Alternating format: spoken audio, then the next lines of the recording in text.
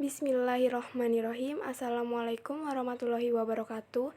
Perkenalkan, kami dari kelompok 9 yang beranggotakan saya sendiri, Dwi Nurahayu Safitri, Kusrotul Muhayyada, dan Siti Selviana. Di sini kami akan mempresentasikan materi kami yang berjudul Peradaban Islam di Spanyol Andalusia. Proses masuknya Islam di Andalusia. Semenanjung Iberia di Eropa yang meliputi wilayah Spanyol dan wilayah Portugal sekarang ini menjorok ke selatan ujungnya, hanya dipisahkan oleh sebuah selat sempit dengan ujung benua Afrika. Bangsa Greek tua menyebut selat sempit itu dengan tiang-tiang Hercules, dan di seberang selat sempit itu terletak di benua Eropa. Selat sempit itu sepanjang kenyataan memisahkan Lautan Tengah dengan Lautan Atlantik. Semenanjung Iberia sebelumnya ditaklukkan bangsa Visigoths pada tahun 507 Masehi. Didiami oleh bangsa Fadlas, justru wilayah kediaman mereka itu disebut dengan Vandalusia.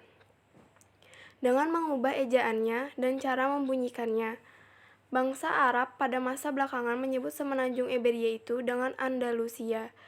Spanyol diduduki oleh umat Islam pada zaman Khalifah Al-Walid 705 sampai 715 Masehi. Salah seorang khalifah dari Bani Umayyah yang berpusat di Damaskus. Sebelum penaklukan Spanyol, umat Islam telah menguasai Afrika Utara dan menjadikannya sebagai salah satu provinsi dari dinasti Umayyah. Penguasaan sepenuhnya atas Afrika Utara itu terjadi di zaman Khalifah Abdul Malik 685 sampai dengan 705 Masehi. Perkembangan peradaban Islam di Andalusia. Perkembangan peradaban Islam di Andalusia ialah sebagai berikut. Yang pertama, perkembangan pembangunan. Yang kedua, perkembangan ekonomi. Yang ketiga, perkembangan intelektual.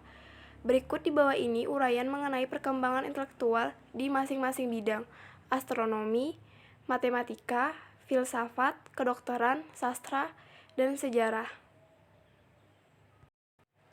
Baik, selanjutnya akan dilanjutkan dengan saudara Siti Selviana.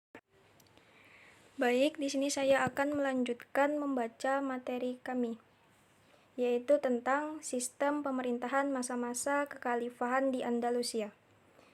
Sejak pertama kali Islam menginjakkan kaki di daerah Spanyol hingga masa jatuhnya, Islam memiliki peranan yang sangat penting dan besar dalam perkembangan umat Islam.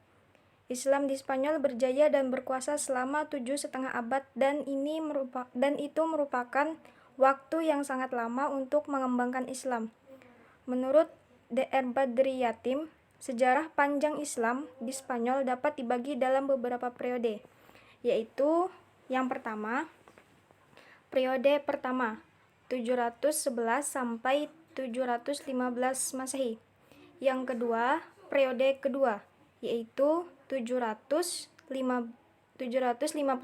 sampai 912 Masehi. Periode ketiga yaitu 912 sampai 1013 Masehi. Periode keempat 1013 sampai 1086 Masehi. Dan periode kelima 1086 sampai 1248 Masehi. Pada periode ini, Islam di Spanyol meskipun masih terpecah dalam beberapa negara, tetapi terdapat satu kesatuan yang dominan, yakni kekuasaan. Dinasti Morabitun, Dinasti Muhawidun, dan periode terakhir yaitu periode ke-6, 1248 sampai 1492 Masehi.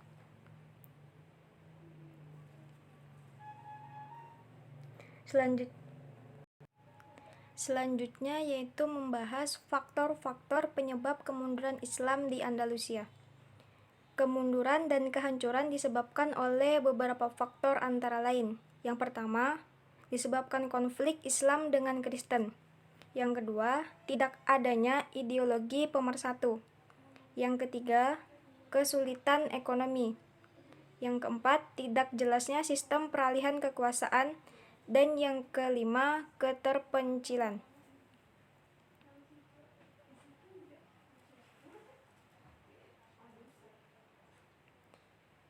yang terakhir yaitu kesimpulan.